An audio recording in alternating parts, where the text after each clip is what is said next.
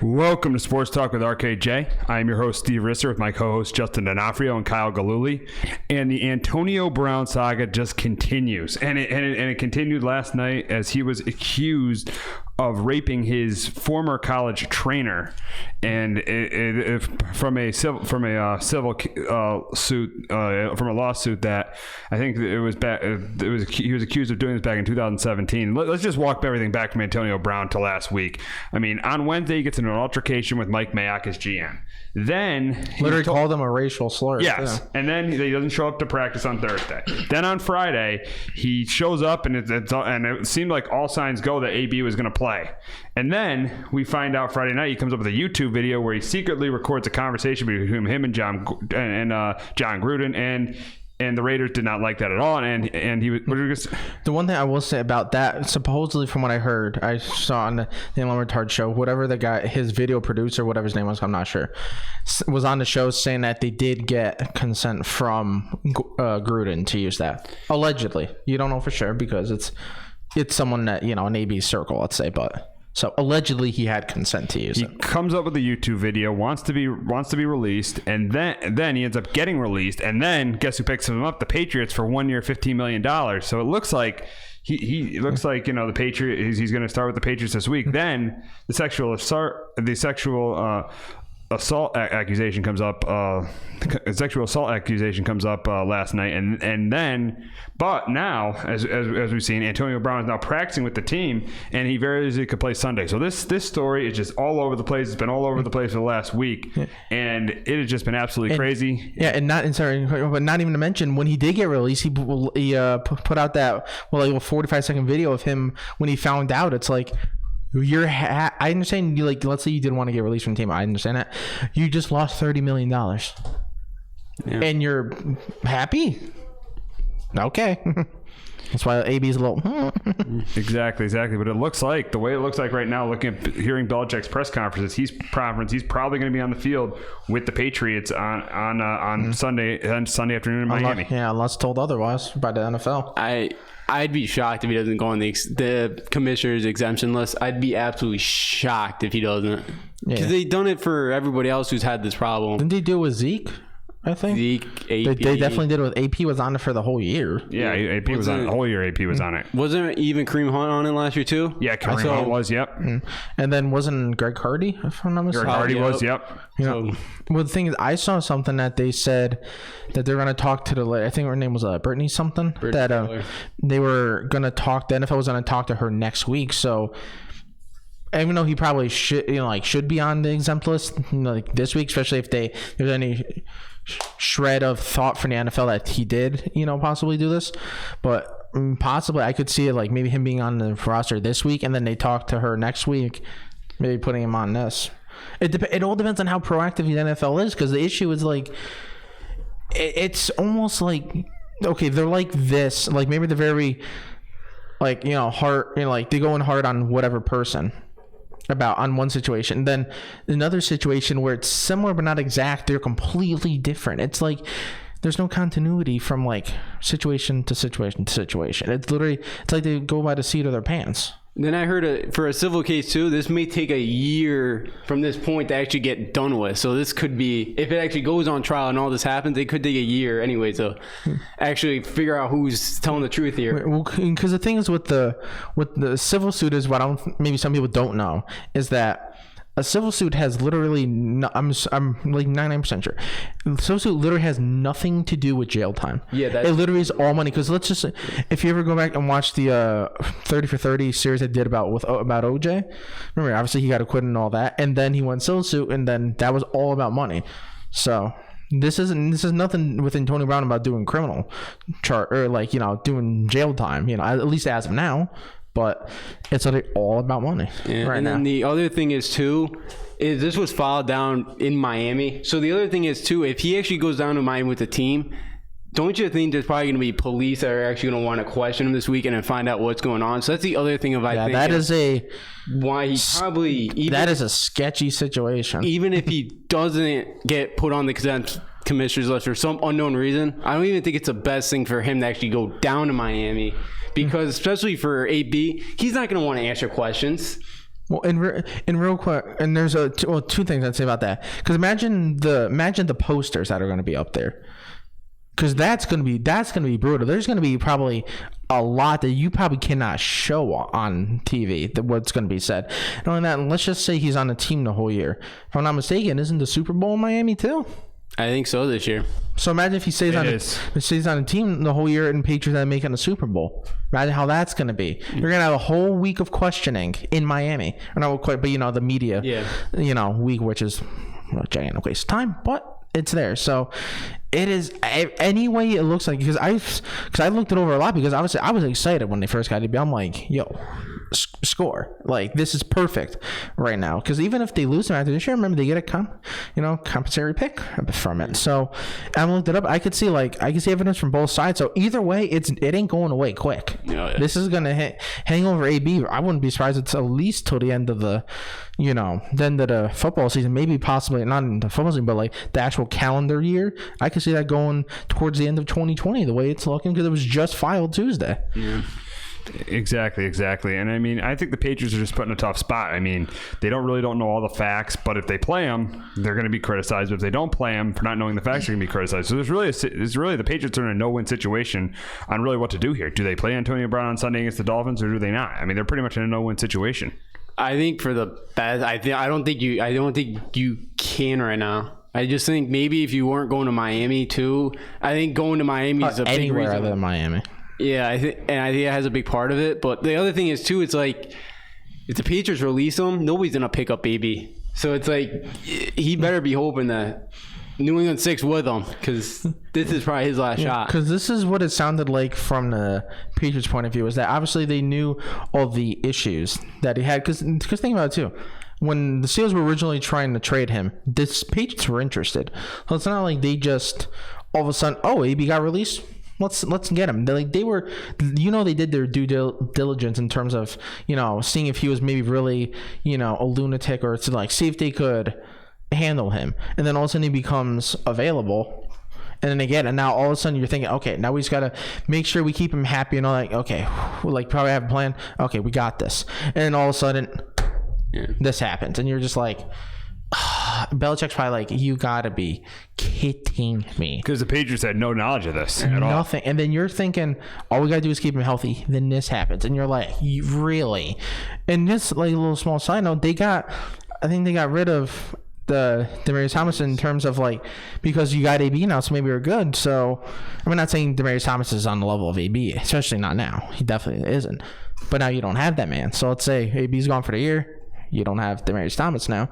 Not only that, they had to cut two people. They cut Obi Melifonwu and someone else. I'm not sure who it was, but former UConn guy Obi Melifonwu. Yeah. So it's just like, it's such a messy situation, because like you guys said, it's such a lose-lose situation. They play him, they get criticized. They don't play him, they get criticized. They keep him on a team, they get criticized. They cut him, they get criticized, because why did you because the thing is, why did you do more of your due diligence? Well, it's like, there's only so much, what are you gonna do? Ask him, hey, did you do this stuff? Like, are you gonna come he's gonna say, obviously he's gonna say no.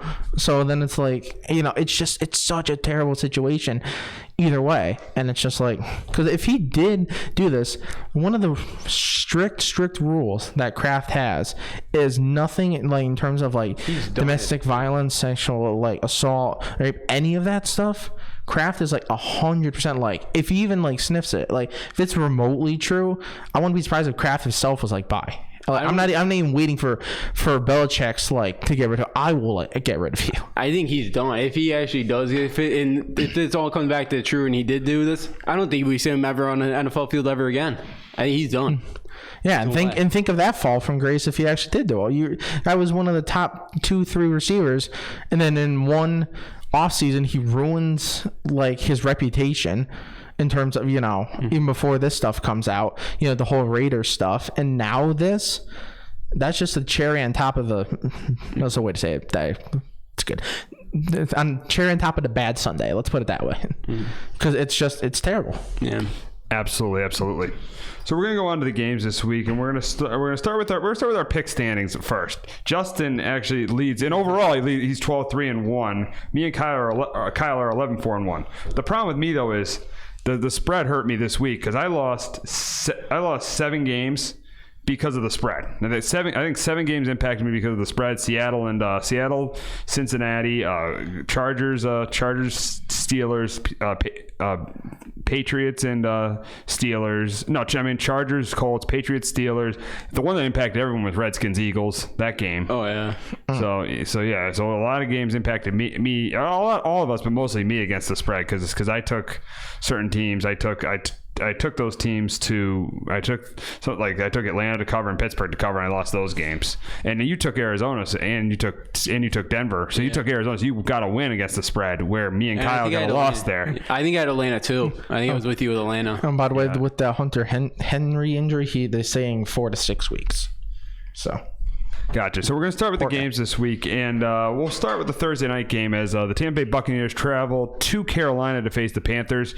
And in this game, I think it is a competitive AFC South game, but at the end of the day, I think Christian McCaffrey is going to have a big day on the ground. Yes, Cam Newton did not look good against the Rams. Yes, he had he threw an interception. He was inaccurate at times against the Rams, but I think that he has a better game against the Bucs. Not a great game, but a better game because I don't think he's 100% yet. I do think the Bucs get a little bit of pressure on the quarterback. But I think that Cam Newton has a pretty good game. McCaffrey goes for over 100 yards. And on the flip side with the Buccaneers, I think that the Panthers get pressure on Jameis Winston. I have no idea why the Buccaneers paid Donovan Smith all that money. He's an absolutely terrible left tackle. And Jameis Winston was terrible against the 49ers on Sunday. He was absolutely pathetic. They did get a little bit more of a running game going with Ronald Jones and Peyton Barber, but still, I don't know if Mike Evans is 100%. I think Jameis Winston did not play well on Sunday. I think he'll play a little bit better, but not great. And I'm taking the Panthers in this game. I'm going Panthers. They're a 7-point favorite, so I'm taking them, and I'm taking them to cover. I got Panthers 24-16 Thursday night.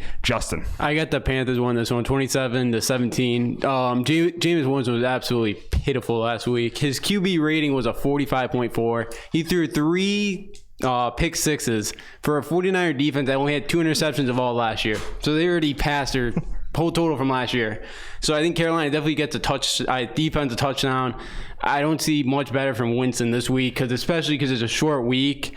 And Newton's not 100% healthy, but I think Carolina's able to score a couple defensive touchdowns, so I think they will win this one by 2 scores.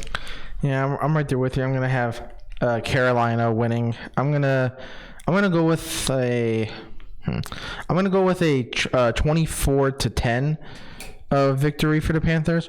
And I just think mainly it's because that pass rush for the Panthers on paper is very good. I mean, you have Bruce Irvin, you have Brian Burns, who they drafted, and then they obviously have Quan Shur, and then they got Gerald McCoy. So, Gerald McCoy is going to, have a little extra, oomph for this game. And then I think at some point, I could see Luke Kuechly maybe having 1, maybe 2 picks, and I could see probably one of them being a pick 6, because that interception that Jameis Winston threw on that screen pass, that is like quarterbacking 101 of there's certain things you just don't do, and you're taught from the get-go. Don't do this. That's one of them. That was terrible. And whatever chance they had, out the door.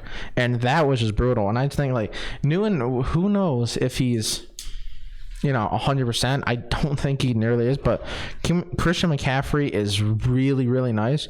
And this matchup, or the matchup that I think is going to be probably key to this, and what they really should do, Buccaneers should do, is put Devin White on Christian McCaffrey. He's probably faster than Christian McCaffrey. He's not as shifty. But speed, I think he can keep up, so it's going to be interesting. Out of the backfield, those little routes that they like to do with him, how is that going to do? Because if they are able to exploit that, the Buccaneers definitely have no chance at all of doing anything. Yeah. Absolutely not. So we are going to head down to Miami, where the Patriots are a heavy favorite against the Dolphins this week, and the Dolphins looked absolutely pathetic last week against the Ravens, losing 59-10, and obviously the Patriots looked outstanding against the Steelers, winning 33-3. So for this game, I think it's going to be a blowout. Obviously, I think the Patriots, yes, as a 19-point favorite, I think they cover. I think Brady is a big day. I think Michelle has a big day on the ground. I think they spread the ball around to Edelman and Gordon and Dorsett. I think the Patriots, I say the Patriots win 38-13. I think get pressure on Ryan Fitzpatrick. The Dolphins are going to get no run game going. I think Belichick takes a little bit easy on his friend Brian Flores, but I'm saying 38-13 Patriots. Justin. Yeah, I usually never take the Patriots because I'm always afraid that I'm going to jinx them. But this week I highly doubt I'll be able to do that, so I'm taking the Pats to cover. I think they'll win 42-14. The only thing the Pats really didn't do well last week was run the football, but Pitt did bring 7-8 guys in the box. They only had 3 yards Pitt's got per a good carry. front seven. Yeah, they do. They only had 3 yards of carry. I assume they're going to be able to do that much better this week with Miami. They had 73 plays last week on defense, only 47 offensively. They got outplayed in every single category. This team pretty much quit. I'd be shocked. It's always a trap game for the Patriots when they go to Miami, but I highly doubt that will happen this year. I think the Pats blow them out, and we'll get to see Jarrett Stidham debut. Yeah, I could definitely see him playing because I have them. I think right now I have the Patriots winning 41-10. I could see possible interception, pick six type situation or fumble. I think the defense is gonna get a touchdown for the Patriots, and like you guys said, they quit on the season midway through the first game. That's how bad this team is. You've seen some bad teams. Let's say, like another Miami team they won 1-15 that one. I forgot whatever. I think it was the year before the Wildcat. They broke out the Wildcat. They won 1-15. I'm pretty sure that team didn't even quit. Yeah. And like this team, I honestly right now the way they were playing, 0-16. Yeah. You quit halfway through the first game of the year. You made Lamar Jackson look like Montana. That's not good at all. And then you're going up against Brady and Belichick with their schemes, with the talent that they have, offense, defense, especially at secondary. I really did like how, the Patriots like secondary, especially corner-wise, because they have depth for days. But yeah, it's going to be a blowout, and this is going to be another ugly loss for the Dolphins. They're going to be setting records this year in every bad way possible. Absolutely. So we'll head up to Washington for an NFC East matchup where the Cowboys travel to Washington to face the Redskins, and I think this is a really, really. I think it's gonna be a different game for the Cowboys than it was last week. I think this is gonna be a really close, highly competitive NFC East battle, but I think the Cowboys at the end of the day are gonna win it. I think the Redskins, they're a 5.5-point underdog. I think they cover the spread. Dak Prescott had a great week last week, but the Redskins defense is better than the Giants defense. Ryan Kerrigan will get pressure on him. They got Deron Payne in the middle who can contain Ezekiel Elliott. I think Ezekiel has a little bit of a better game, but I think he gets contained by Deron Payne in the middle. Josh Norman is better than any of the. I know Janoris Jenkins is decent, but Josh Norman is better than any corner the Giants have. Landon Collins is there too to help out against the run. So I think that this is a competitive game. I think Case Keenum makes some plays. I mean, I don't think they run the ball that well because Darius Geis is out and Adrian Peterson will get the start, who was deactivated last week, which we don't know why that happened. Yeah, that was interesting. But I think they don't run the ball that well. I think Case Keenum makes some plays. I think Terry McLaurin, if that's how McLaurin, I think he had over 100 yards last week. I think he makes some plays too in this game. I think it's a really close game. I'm going to go 23-20 Dallas over Washington Sunday afternoon in Washington. I got Dallas winning this one and covering. I am winning 20-20. I think it'll be very, very close, and then I think Dallas may pull away late. But Dak Prescott, the per QBR, that will not happen this week. That was very impressive what he did last week, and with the big statement of he wants his $40 million, but Washington's defense a little bit better than the Giants. Washington's offensive line wasn't actually terrible last week. They only gave up 1 sack. Right. No, that's a good point. It was a good and they kind of wore down at the end of the game, but their offensive line was not that bad, especially in the first half. Their offensive line was not that. Even without Trent Williams, Donald Penn played well at left tackle. Yeah, because the Eagles' front seven is pretty good. That's a pretty good front seven. They did a really, really nice job. Yeah. They only had 28 rushing yards, though. They didn't do that very well, but they're not going to have success again running the football. But I think Dallas pulls away late, gets the win. Yeah, I'm right there with you guys. I have Dallas also win. I have them winning 27-20. I think it's because at this point, Dak Prescott, he's going to fall back down to earth. I mean, he had, 25 of 32 for 405 and 4 touchdowns. That ain't Dak Prescott, let's be honest.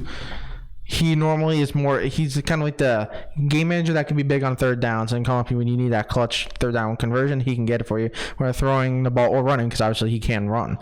So I think it's going to be a lot less Dak, more Zeke in this game, because Zeke was getting warmed up. I mean, the man was in Cabo, the whole off season. His preseason was week 1, so he didn't have the best of games. I mean, right now though, for the Cowboys, I think receiving wise, they have a pretty good, nice little trio. I mean, you have Michael Gallup, who had 7 catches for 158 last week. You obviously have Randall Cobb, who I think is an upgrade over Cole Beasley. Obviously, Amari Cooper, can run routes and has good hands. So you have a good trio there. And then Jason Witten, somehow is going to get open on third down. Never makes sense, but he is. And then with the Redskins, like you guys said, I was very surprised at how good that O-line played, because I was fully expecting the Eagles to get pressure, especially with Fletcher Cox and Brandon Graham. I was expecting them to be all day, every day on Case Keenum. They were not that much. It was a pretty good day for the O-line. Unfortunately, they ended up blowing the lead in the long run. But I think right now with the Cowboys, it's going to be a close game. Like I said, Dak's going to fall back down to earth more. But Zeke is going to have a big game. I could see Zeke run for roughly about 125. Probably, touchdown too, but I think late they're going to end up getting a late touchdown by Zeke, and that's ultimately going to be the victory, about 27-20. Yeah, that should be a really good game in Washington. We'll head to Pittsburgh for a rematch of Super Bowl 40. I know that was years ago, where the Seattle Seahawks head to Pittsburgh to face the Steelers. And I think this is going to be a fun game to watch. I think it's going to be a really fun game to watch. I think that Pittsburgh, yes, I think with Pittsburgh, there's no Stephon Gilmore in that secondary, so I think Juju could have a big day. I think, James Conner gets contained again, because with Clowney and Wagner, the Seahawks have a pretty good run defense. But that Seattle secondary is absolutely terrible. Andy Dalton threw for over 400 yards against that secondary at home. We had a John Ross sighting. Yes, we had a John Ross sighting. But but seeing what Andy Dalton did, now seeing what Big Ben's probably going to do, he's probably going to throw for over 400 yards. Juju's probably going to have a big day. Yeah, I think even one of those two receivers, Moncrief and Washington, could have a big day just because of how bad the Seahawks secondary is. And on the flip side for Seattle, I think Russell Wilson has a big game too. I don't think Pittsburgh, we saw on Sunday night, Pittsburgh secondary is not that good either. So I think with Russell Wilson and DK Metcalf and Tyler Lockett, I think they have big days too. But I think ultimately in the end, I think the Steelers get the win. I think the Steelers win this game 34-28 in Pittsburgh. I got the Steelers also win this game. I have them winning 31-24. Steelers definitely bounced back after last week. They just got absolutely outplayed, outmatched, whatever you want to call it. They have a nice bounce back. Juju, has a big day, because Seattle's defense last week gave up 429 yards to Cincinnati Bengals. Andy Dalton looked very impressive. He was like 35 for 52, like 420 yards. He did anything they wanted to, and they barely hung on the road in Seattle. At home, they barely hung on against Cincinnati. So I think Pittsburgh bounced back, gets the win today. Devin Bush was pretty impressive in his debut. He had 7 tackles, pretty much the only bright spot for the Steelers. Yeah, I think the Steelers are going to bounce back. I had them winning about 24-17. The reason I think they're going to bounce back mainly is because that team was thought of, okay, we don't have Le'Veon Bell now. We don't have AB. Let's show them that we can play without them. They didn't show up. That was brutal. That was 8. What they got, the field goal me, like the first 2 drives against the Patriots, and after that, not a single thing. Juju was seeing Stephon Gilmore most of the game, occasional double team, but mostly was seeing Stephon Gilmore, and I do a single thing. And I think Juju this year, he's gonna struggle a little bit, because he's got to get used to being the receiver. Obviously, with the AB not being there, he's going to see number 1 receivers the whole time. He's going to see the most attention. But this game against the Seahawks, I could see him going for about 125, 150. The corners for the Seahawks, not that good, but I can see Big Ben having a big Ben and Juju having a big game. But the question is, who's going to be the other receiver? Is it going to be Dante Moncrief, because he looked not that good against Patriots? James Washington going to be that? We start seeing something in your second year, so we're going to see who's going to pop up as a second receiver. But ultimately, 7-point win for the Steelers. We have an interconference match we got an AFC NFC matchup at the Meadowlands this weekend as the Buffalo Bills travel to MetLife Stadium to face the Giants. And for this game, I think that it's going to be a close competitive game, but I think ultimately the defense of Buffalo being much better than the defense of the Giants is going to make the difference of the game. I think that, with the offensive line being improved, Eli won't look that bad just like last week, even though Shepard's probably going to be out with the concussion. I think that Barkley won't go for over 100, won't have 120 yards rushing. I think he'll have around maybe 70, 80 yards rushing because Buffalo has a pretty good run defense with Ed Oliver. Tremaine Edmonds played really well last week, so I think the Buffalo contains Saquon Barkley. And I think for the Bills, I think they have enough success running the ball with Frank Gore and Devin Singletary. Devin Singletary had a good week last week, and Josh Allen makes enough plays to win this game. So I'm going to go Bills 24-20. They're a 2-point favorite. I got them winning 24-20 Sunday at the Meadowlands. Yeah, I got Buffalo also win this one 21-17. So I got them to cover too. That was a very impressive second half by the Bills to come back from that game. They could have lied down and quit, but they came back. They knocked off the Jets. Now they go back to the Meadowlands this week, and I think they get another W. John Brown was huge for him. 7 catches, 123 yards, and touchdown. And then for the Giants, Evan Ingram was actually surprised with the 11 catches from him. Eli played pretty well as well. But he didn't play poorly. I mean, he had some plays that could have been better, and the game would have been more competitive. But part of that was on play calling too. Yeah. So I felt like he played well. A lot better than anticipated. Yeah, that's the word. Yeah. So, but I think Buffalo goes on the road once again and starts off 2-0 in the year. Yeah, I'm gonna be right there with you guys. I have the 24-20 victory for Buffalo. I mean, I think because, like you said, obviously the difference is in this game mainly, I think, is in defense because Buffalo defense is actually, one of the better ones. It's pretty good. Giants defense is literally, it's opposite end of the spectrum. Like, Bills defense over here, Giants defense, it's over here somewhere. Like, it's not good, like, at all. I think, like I said, I think Barkley, he's not going to have a big day rushing the ball. I say maybe roughly 70 yards.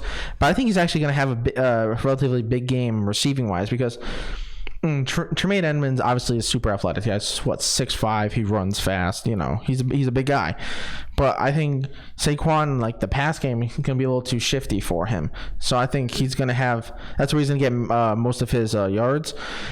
And I think, because other than that, I mean, you're gonna have Barkley, you're gonna have Ingram, but like you said, Shepard's probably gonna be out. So without having really a wide receiver that you could really name on that team, ultimately the Bills pull out. I think it's going to be a late victory. I think it's going to be touchdown maybe the last 4 or 5 minutes. That's ultimately going to get the win.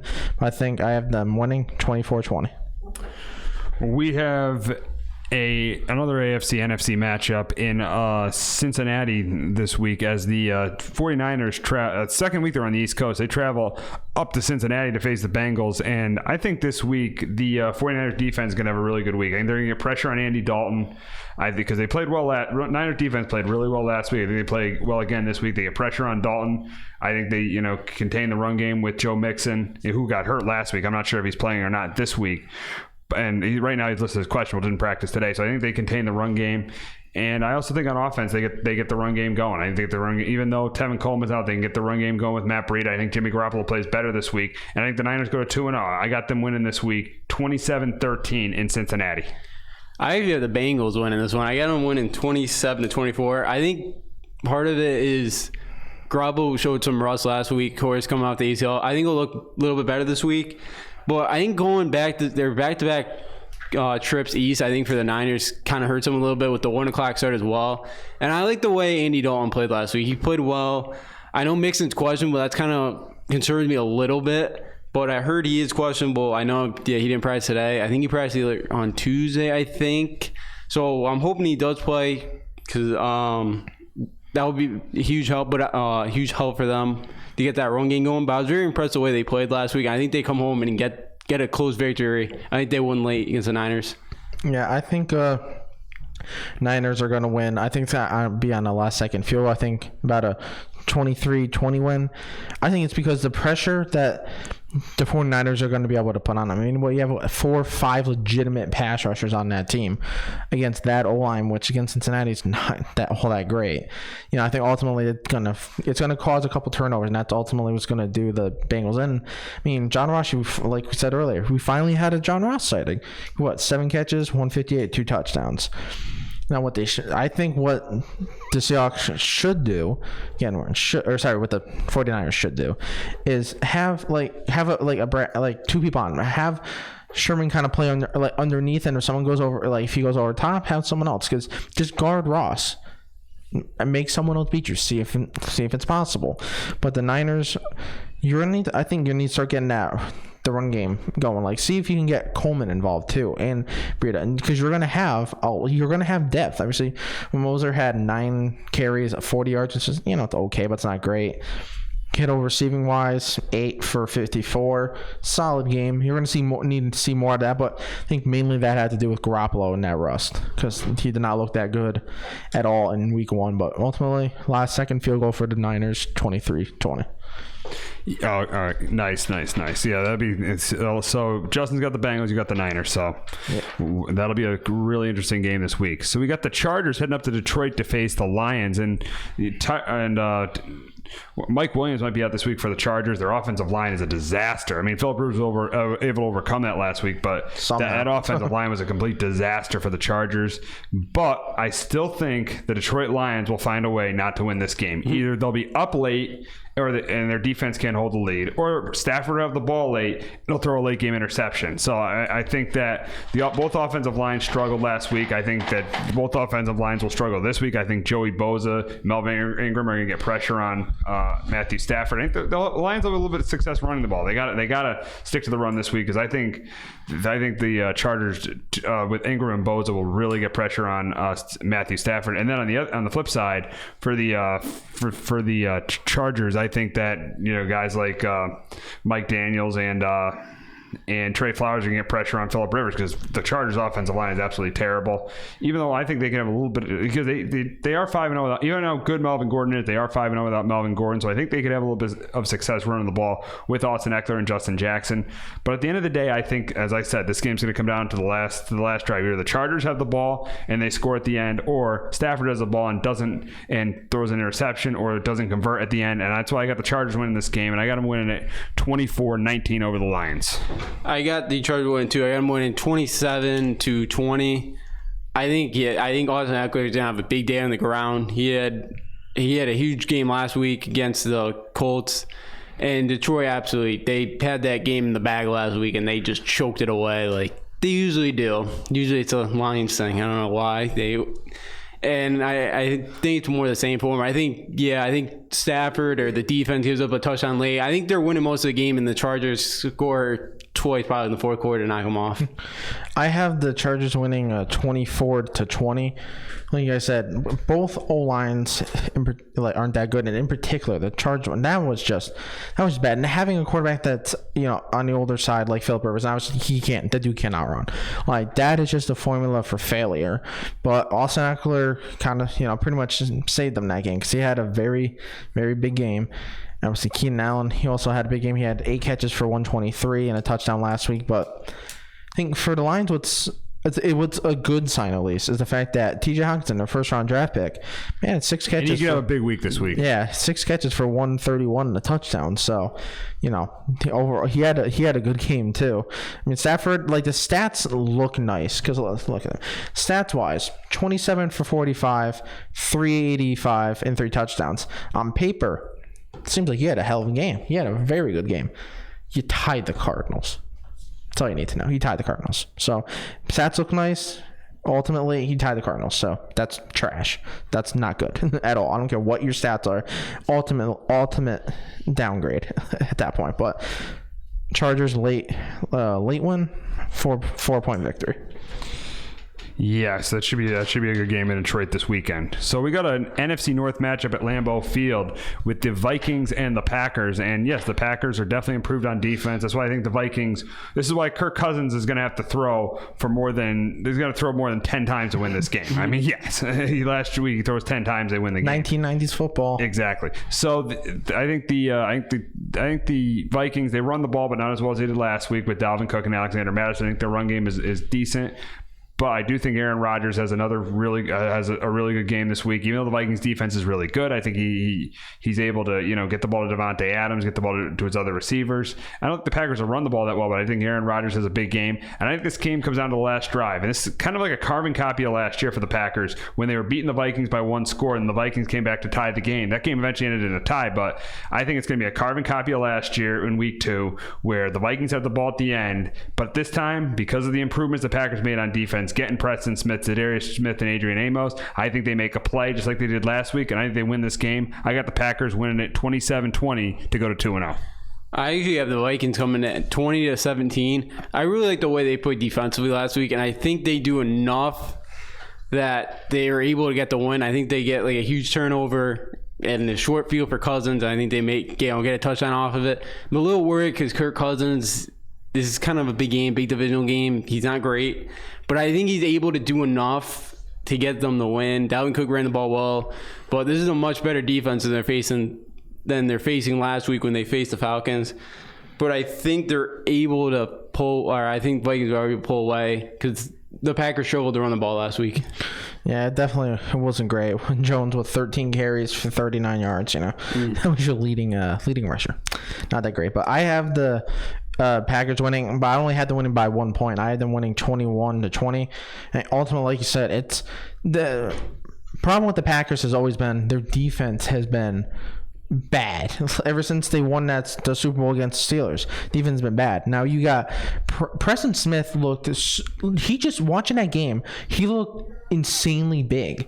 I'm like, how, like, the man looked like the dude was 7 foot tall. He's that big. And then you added Zadarius Smith on the other side. You also drafted Rashawn Gary. Adrian Amos, that was, even though it was a pretty bad decision by Trubisky, Amos ultimately made the play against his old team, made the interception, sealed the game. And I think you saw Aaron Rodgers' reaction after the game. You could tell he knows this man has a legit defense. And he's happy about it. I think it's finally going to take some stress off him, and maybe he's not going to have to play so much hero ball, which ultimately I think, it's kind of what's been his downfall. He tries to run around, make the big play. Sometimes just take the 5-yard pass and, just keep the change instead of trying that 30-yard bomb on the run. But I think ultimately it's going to be a 21-20 victory for the Packers because Kirk Cousins is going to have to make that last drive, try to get in the field goal range. And, Kirk Cousins come big-time situations, man just doesn't get it done. Exactly. So we got an AFC matchup down in Houston, and the Jaguars coming to this game with the backup quarterback Gardner Minshew, who didn't play that bad last week. But I think with game film on him and the fact that he has to face J.J. Watt this week, I think, and has to go on the road, I think it's going to be another story for him. I think the Texans defense, I think it won score defensively in this game. And I think Deshaun Watson, yes, he won off the week he had last week because he's facing a good Jacksonville defense, but he'll do enough in this game, him and Hopkins, to win this game by a couple scores. I got the Texans beating the Jaguars 27-14. I got a high scoring one. I think it to be 31-24.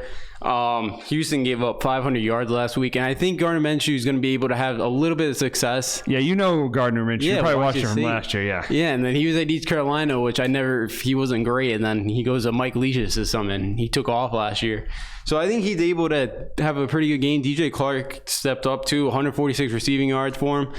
Because I didn't really like Texan defense. First time ever, too, J.J. Watt held a tackle or sack, so Jacksonville can double team him, keep him out of the game. I think Jacksonville keep it close. I have him covering it, but I think Jacksonville is going to lose out 31-24.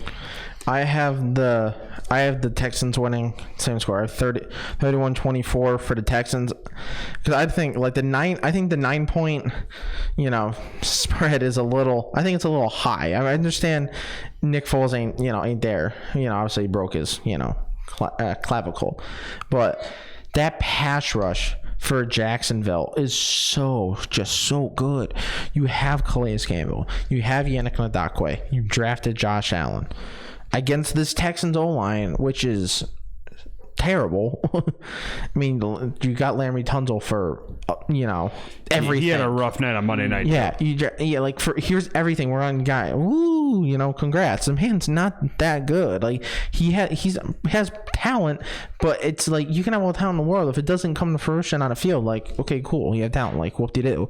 I think it's gonna be a long day for Deshaun Watson. The man's gonna get hit and hit and hit and hit over and over and over again. But I want to see Jalen Ramsey versus DeAndre Hopkins. This is always going to be a good matchup because obviously we know Jalen Ramsey likes to talk trash. Hopkins will talk trash, but I think some of the guys, he won't start it, but he'll finish the fight. So that's going to be interesting. I want to hear them mic'd up because that's not going to be.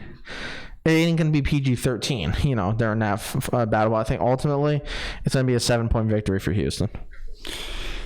Alrighty, we have another AFC South matchup in Tennessee as the Colts travel to Tennessee to face the Titans. I think this is going to be a really close, competitive game. But in the end, I think the Titans win this one close. I think that both teams get the running game going. I think Marlon Mack has a pretty good game. I think Derrick Henry has a pretty good game. But I think the difference in this game is even though I don't love taking Marcus Mariota, I'll take the more experienced quarterback to edge out Jacoby Brissett. And that's why I'll take and the Colts struggled last week against the run. So that's why I think that'll open up play action for Mariota. So I got the Titans winning this game, and I got them winning it 23-19 over the Colts. I get Titans win this one as well, 24-20. So pretty close score. Indy, they showed last week to stop the run. I think they will. I think Henry could have a big day on the ground. Opens it up for Mariota. T.Y. Hilton was pretty good for him. He caught 2 touchdowns. Jacoby Brissett was 21 for 27. He played well as well. He played pretty well. And then Tennessee absolutely destroyed Cleveland, forcing 3 turnovers. They played out of their mind. I think I liked what I saw out of Tennessee. Delaney Walker looked good, 2 touchdown catches. So I'm going to take Titans at home. I'm going to take the Titans at home as well. I actually have them winning. I think offensively wise, it's going to be a little bit of a struggle. I do have them winning 30. Okay, I'll say I have them winning 31-17. But I think offensive wise, it's going to be a little bit of struggle. I think Mariota is going to struggle against this Colts team. But I think the Tennessee defense is going to have at least 1 defensive touchdown, possibly 2, because you saw the way they befuddled Baker. There were 3 interceptions in the fourth quarter. Yeah, 3. Like, that's like, especially against a team who on paper has offensive talent everywhere in terms of the Browns. And you come to the Colts, obviously you have T.Y. They drafted, Paris Campbell. Marlon Mack had a ridiculous game last week. 25 carries, 174 and a touchdown, which is an insane game. But ultimately, you lost. So I think it's going to be a little bit more of a struggle offensive-wise for both teams. But I think defensive-wise for Tennessee, it's going to be what's going to put this game away for the Colts. They're going to put the Colts away and win the game for Tennessee. Tennessee winning by 14 points. We'll head up to Baltimore for another AFC interconference match. Out of conference matchup because both teams for AFC against NFC. You got the Cardinals traveling up to Baltimore to face the Ravens, and it's a 13.5-point spread, and I don't like that spread at all. That's why I definitely think the Cardinals cover. Yes, Kyler Murray struggled at times last week, but he was really impressive at the end of the game. David Johnson looks better. He looks like he's getting back to form. Not how great he was in 2016. He's definitely better than he was last year. And I think with the Ravens, don't forget, they lost 4 starters on defense, and Terrell Suggs is facing his former team this week too, who had a good week. I don't even know how old he is. He had a really good week last week for the Cardinals. I mean, C.J. Mosley, who they gave up, had a really good week for the Jets as well. So don't forget, the Ravens did lose 4 starters on defense, and that's why I think this is going to be a really close, competitive game. But I think that Lamar Jackson is going to have another really good week. Obviously, with Patrick Peterson suspended, I think the Cardinals are going to have. The Ravens are going to have success running the ball with Mark Ingram and Lamar Jackson doing it together. And I think that Kyler Murray definitely makes some plays in this game, but I think Lamar Jackson makes a little bit more plays than Kyler Murray, and I'm going with the Ravens to win this game 27-23. I think this one may be a little bit more, but I got 38-24 Baltimore. I think because Arizona started off very slow last week. I think this week against Baltimore, you really can't do that because they love to run the ball. They had the ball last week for 40 minutes against Miami, so I think they get out ahead quickly, and I think they're just able to kind of keep the ball, keep it out of Kyler Murray's hands, and I think that ultimately gets Baltimore the win. But Arizona, that was a very impressive comeback. I thought they were pretty much done last week, but I was very impressed the way Kyler played in the fourth and OT. Yeah, because the best part about it, even though obviously it ended in a tie against the Lions, to play that bad for 3 quarters and then to not fold and come back and have a very good fourth quarter, that shows that man has, a little bit of that intangibles, like where it's like, okay, I had a terrible start to this game. Oh, well. On to the next play, fourth quarter, make play after play after play. Ultimately, he can make a comeback, ends at a tie instead of a loss. But I have Baltimore winning 31-20. I think it's because that Cardinals defense, obviously, if Pat Pete was there, maybe I would have it. I think I would have it a 1-score game at that point, because I think he'd do a relatively good job on Hollywood Brown, and but they don't. That Cardinals defense, a little, especially coverage wise, and you're gonna see the Ravens exploit that, because with the read option, you gotta respect Mark Ingram running the ball. You obviously gotta respect Warren Jackson running the ball, and then all of a sudden, Brown slips in right behind you. Slant, and if you get behind him, he's leaving, because it's fast. So good luck with that. But I think ultimately it's going to be a 31-20 victory for Baltimore. We'll start with the 4 o'clock games. We'll start with the rematch of the NFC Championship game, and the Saints travel out to Los Angeles to face the Rams. I think this is a really competitive game. I think both teams have success running the ball. I think Murray and Kamara have success running the ball for the Saints. I think Gurley and Brown have success running the ball for the Rams. But ultimately, at the end of the day, I think with Drew Brees playing outdoors, he's not as good outdoors, and the Rams being at home, I think just like in the NFC Championship game, the Rams win this by a field goal. I'm going to go 30-27 Rams over the Saints. I got Rams winning this one 35-31. Gurley looked okay, wasn't great, but Malcolm Brown came in behind him and played pretty well as well running the ball. They forced 3 turnovers. Drew Brees, they overcame that 11-point deficit. He didn't look great in the first half, but I think the Rams get him at home 35-31. I actually have the Saints winning. That's just because I think they're going to be so geeked up for this game, and obviously all we're going to hear the whole week, other than like the Antonio Brown stuff, is all we're going to hear about is that NFC Championship game. They're going to replay that play over and over and over again, where at some point, probably by Friday, we're going to be like, for the love of God, just stop. Like when you have 2 more days of it before you even get to Sunday. I think the Saints players are just going to be so hyped up for this game. I think that they're going to end up winning the game. I think I'm going to have them winning 31-23, because they're going to want to show them, like, listen, we should have beat you guys last year. We should have been in the Super Bowl. They're going to be mad because not only that, they lost to them, and then the Rams didn't really even show up in the Super Bowl. They only scored 3 points. So the Saints are ultimately going to win it, and I wonder on Kamara if they're going to do kind of what they did last year, where they were having their defensive linemen bump him coming out of the coverage, and it did a relatively good job against him. So we'll see what they do on that. If it's the same thing, or if they try to, change it up and, completely go away from that. But ultimately, I have the Saints win this game by 8.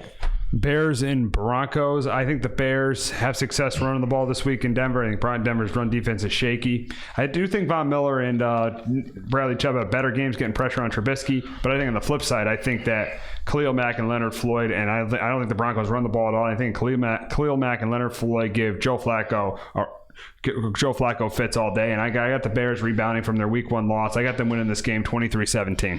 I got a very low scoring one. I got Chicago winning this one 17-10 on the road. Denver did not get 1 sack last week against the Oakland offensive line, which is not very good. That kind of surprised me. And I think Mitchell Trubisky does enough on the road to get him this win. But Joe Flacco and Cortland Sutherland had a nice combo of 7 catches for 120 for Sutherland. But I think Chicago bounced back, gets this win on the road. Yeah, I have the Bears winning a very low-scoring game. I have them winning 17-10. I think it's because that their run defense for the Bears is just, it's so good, so stout, and it's so hard to run against them. And I think the main thing for Flacco this year is going to be that play action game, play off of, the run game by Lindsey. Then he's able to hit, Cortland Sutton, and then, Emmanuel Sanders and, Noah Fant, hopefully he can have a better game than week 1, which he didn't really do much of anything. and that's what's so important to that offense. But it's just not going to work against the Bears. The Bears defense is just too good, especially with Leonard Floyd, and especially with Khalil Mack. It's going to be a long day for Flacco. I could see maybe about 6 to 7 sacks for the Bears defense, and I think ultimately it's going to be a low scoring game, which is that's going to be the Bears this year. It's going to be all low scoring. Maybe the occasional game where Trubisky actually decides to know how to throw the ball, but it's going to be ultimately 17-10 win for the Bears. We got an AFC West matchup in Oakland as the Kansas City Chiefs travel to Oakland to face the Raiders.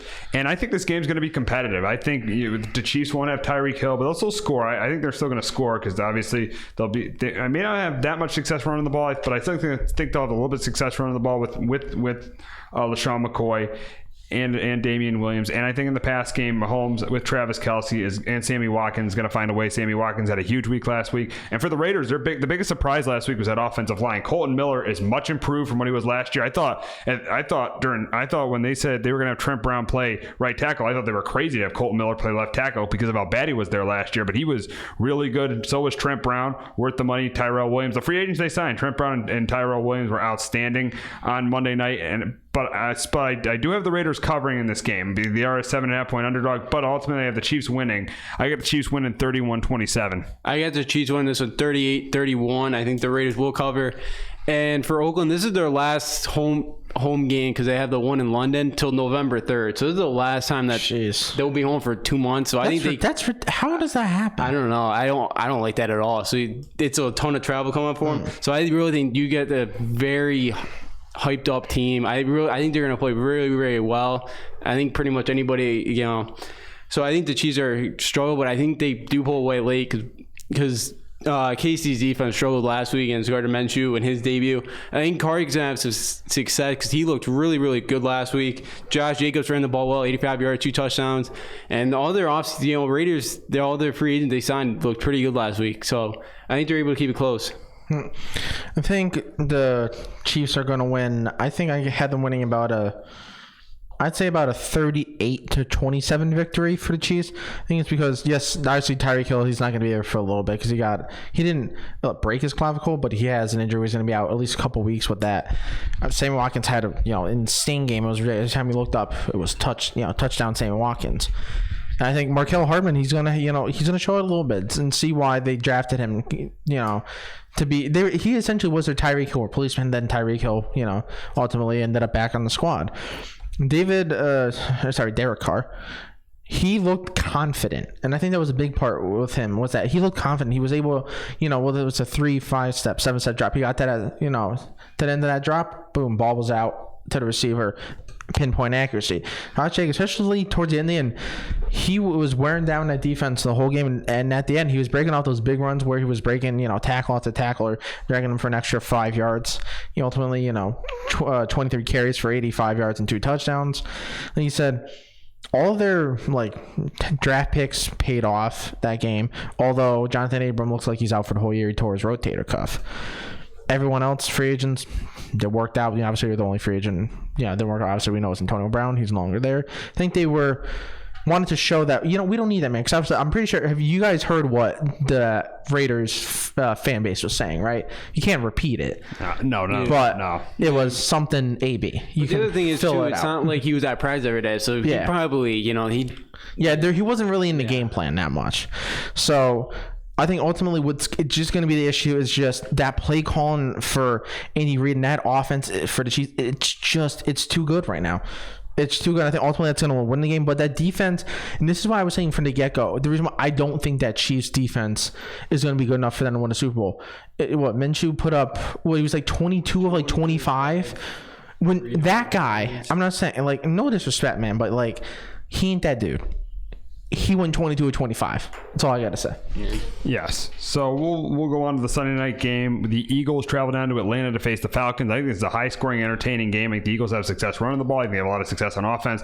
But I think the problem with the Eagles in this game is their secondary. And I know Julio Jones is banged up, but I think if he plays, him and Calvin Ridley are going to have huge days. I think Matt Ryan's going to throw for over 400 yards, which Case Keenum should have last week against the Eagles secondary. And I think the Falcons win a close one. I'm going 34-31 Atlanta over Philadelphia. I got the Falcons win this one 27-24. I was a little nervous about this one because when Philly showed up in the second half, they looked really, really good last week. and Atlanta they didn't really show up at all. I know people were saying maybe it was a rust with the defense. They didn't play much preseason, first game in a while. I'm hoping coming back, Matt Ryan at the Dome, I think he comes out, plays a little bit better. Deshaun Jackson, though, looked really, really good. Welcome home for him. 154 yards, 2 touchdowns. But I think Atlanta pulls it out at home. I also have Atlanta pulling it out at home. I had them winning 34-31. I think, like you guys said, it's going to be a high-scoring game. It seems like Julio Jones has been on the injury report for the past 3 years constantly, but the man always plays, man always balls out. Obviously, he should have a big game. Calvin Ridley should have a big game as well because they're going to focus on Julio because you can't single cover him, especially with those corners. That's not the move. You don't have that top tier corner, so you're going to have to double him. And Calvin Ridley is going to have single coverage. And if for some reason you double both of them, like you can hit them with Mohamed Sanu or Austin Hooper, one of those guys. But I think ultimately what's the problem with the Eagles is, yes, you beat the Redskins. Obviously, it's good, especially with it being in your division. You obviously always want to win all those games in particular because it means a lot more. But you were down to Washington. How? At home? How? It's Washington. The defense, or not the defense, the team in general is not even remotely close to what the Eagles is. As a whole entire group, offense, defense, special teams. It's not even close. You should have blown them out. You need a comeback win, I don't see that as a good sign right now. I think Atlanta ultimately, though, is going to win. It's going to be an exciting game. It's probably be the most exciting game of this week in my eyes. It's going to be a 34-31 win for the Falcons.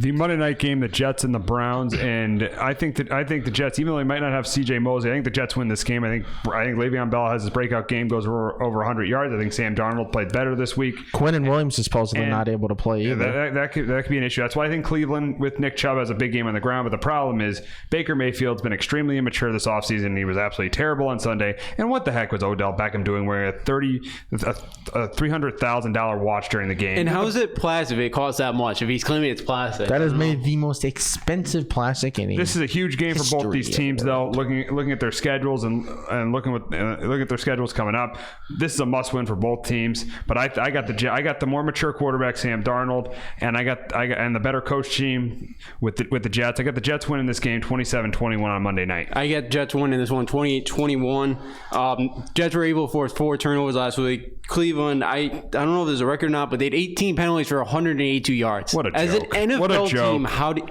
they hired Greg the wrong Robinson coach. gets ejected in the first quarter. Was he the lineman that kicked the guy in the face? Yeah, Greg Robinson. Yeah, he gets ejected. Terrible. Yeah. Again, they hired the wrong head coach. Isn't he now with the Jets too? Right? Who? Greg Williams?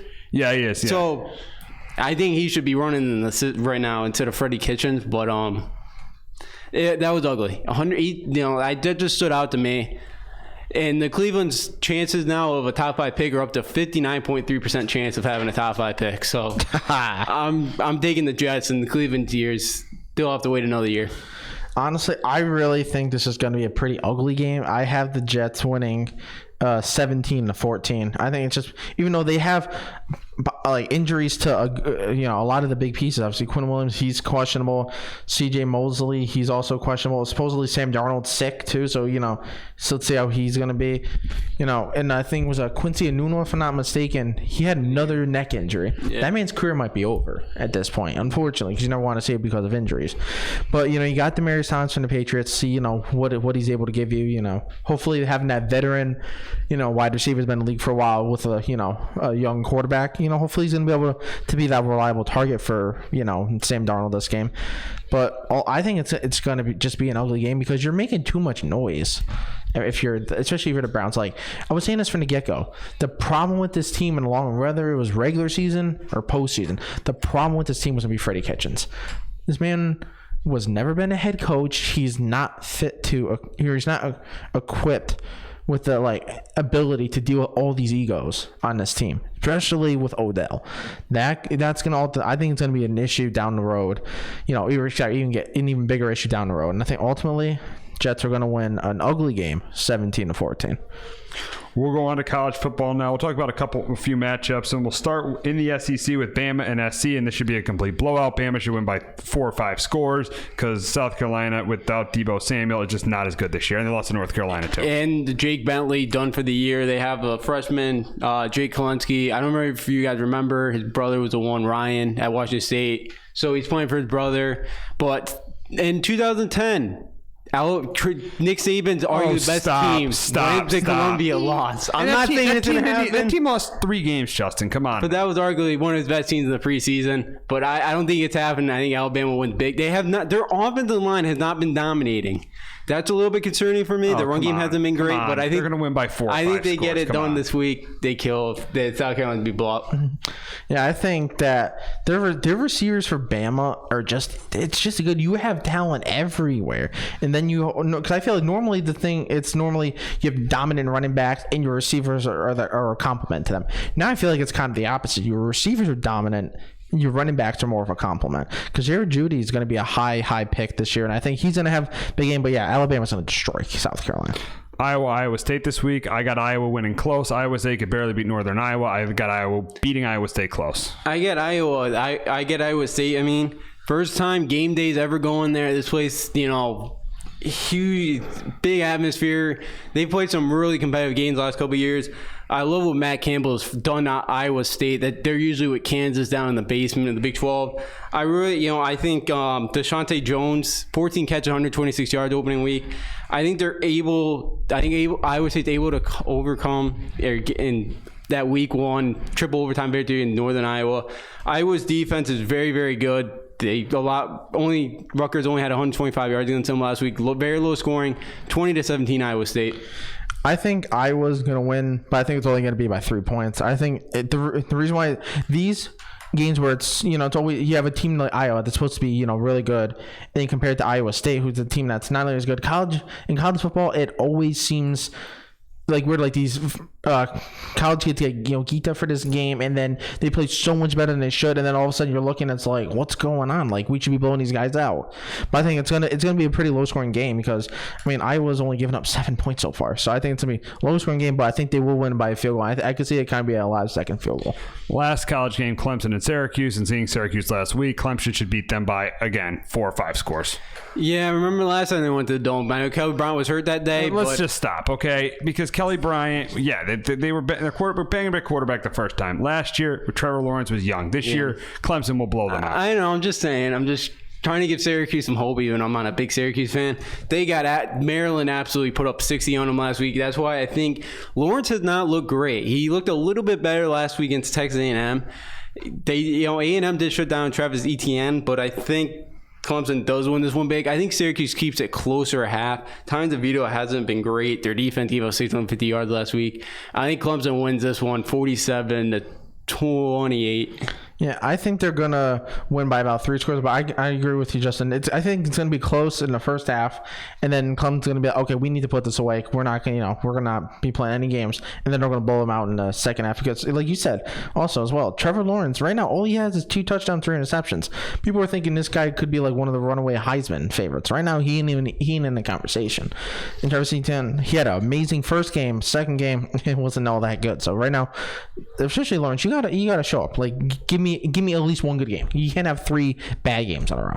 Yeah, so we'll wrap up the show talking a little bit of baseball. Dave Dombrowski getting fired as the Sox president of baseball operations. And then Christian Yelich now out for the season for the Brewers. We'll start with Justin with Dave Dombrowski. What do you think? What were your thoughts on that? I thought it was a bad move. What are your thoughts on that? Now, I wanted on OMF yesterday on the way up to work. I was listening to it. They had Red Sox president Sam Kennedy on, or not president. I think he's the assistant. He's up there. He's just behind John Henry. They did it. It sounds like they kind of wanted to do it. They didn't intentionally want to do this, but I think they did it because the Patriots were playing the opening night. So everybody's eyes would be on New England. Everyone kind of forgets the Red Sox. They did it. I think they keep it a little bit off the radar. People wouldn't care more. It was weird they didn't do the press conference. They didn't feel like it was going to be the right thing to do. But Dombrowski, he spent so much money that I think they're just looking to go in a different direction because Mookie's contract's up at the end of next season.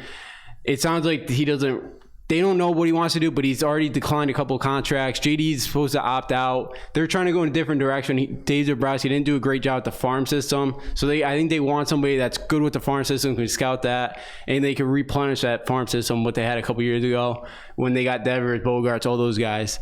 So that's kind of why they fired him. Weird move that they did it now and not in 3 weeks. But and then also they were kind of hammering about Ortiz that they announced it 30 minutes before the game. The Red Sox claimed that they both wanted to keep it surprise. I don't know. That was a little weird. They announced it right before game. I think to me it's weird because they won a World Series last year. It's not like they've been terrible for 3, 4, 5 years. They just won the World Series and had one of the better teams in the history of the MLB.